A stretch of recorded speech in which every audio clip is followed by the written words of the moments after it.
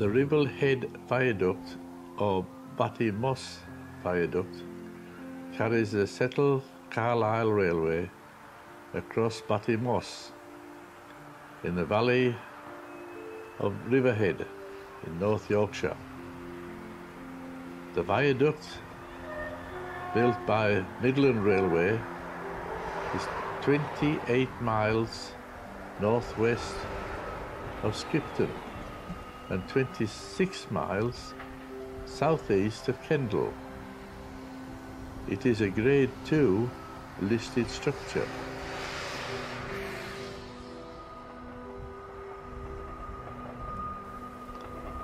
The viaduct was designed by engineer John Sidney Crossley.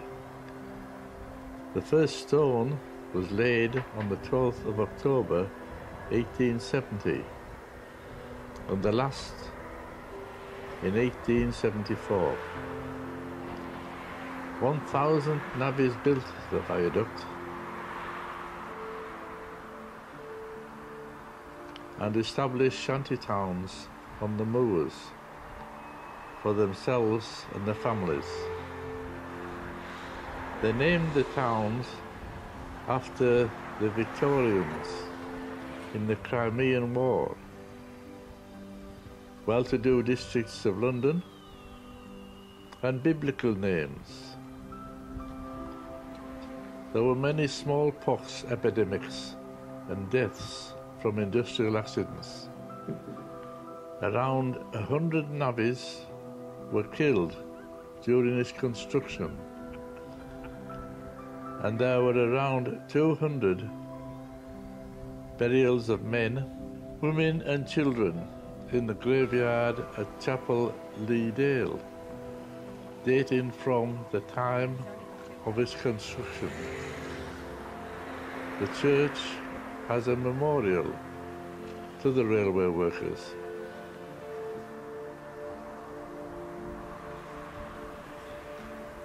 The line over the bridge was opened to goods traffic on the 3rd of August 1875. But passenger trains did not commence running until the 1st of May 1876.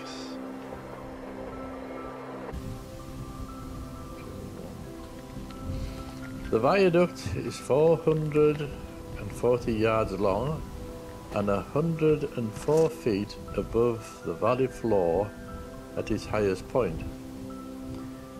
It is made up of 24 arches, each having a span of 45 feet, with foundations of 25 feet deep. Every sixth pillar is 50% thicker to mitigate against complete collapse should any pier fail. The north end of the viaduct is 13 feet higher in elevation than the south and leading to a gradient of 1 in 100. 1.5 million bricks were used in the construction, and some of the limestone blocks weighed as much as 8 tons each. At the peak of activity, some 2,000 men worked on the viaduct, and hundreds died during the 4 years it took to complete the engineering marvel.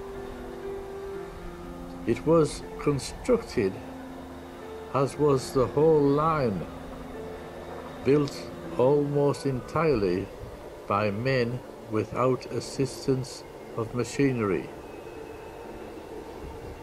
Imagine the scene: wooden scaffolding surrounding the growing columns, intertwined with ladders, hundreds of men climbing like ants over structures, pulling slings, and at all points men dragging ropes, buckets swinging, stones being faced, concrete being mixed in vast quantities, the deafening noise of men shouting, hammering stones, and orders being barked.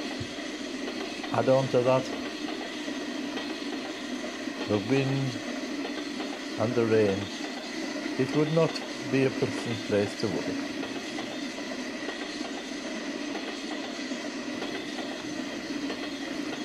The vast majority of deaths on the viaduct over the 4-year period, I have not been able to get an exact figure of how many died, but hundreds would mean a minimum of 200 deaths over the 4 years. 50 a year, or 1 per week. My guess would be that it was much higher. Compare this with the building of, say, the famous Golden Gate Bridge in California, which was built over 4 years, between 1933 and 1937, when only 11 workers died. British Rail attempted to close the line in the 1980s, stating the reason was that the viaduct was unsafe and would be expensive to repair. A partial solution was to single the line across the viaduct in 1985, preventing 2 trains passing simultaneously. A 30-mile-an-hour speed limit is also in force. The closure proposal generated tremendous protests and were eventually retracted. The viaduct, along with the rest of the line, was repaired and maintained, and there is no longer any plans to close it. 2 taller viaducts can be found on the route. Smardale Viaduct at 131 feet near to Crosby Garrett, and Arton Gill at 117 feet. The line carries 7 passenger trains in each direction per day, plus long-distance excursions, many hauled by steam locomotives. Heavy freight is also rerouted along this line to help reduce congestion on the West Coast Main Line.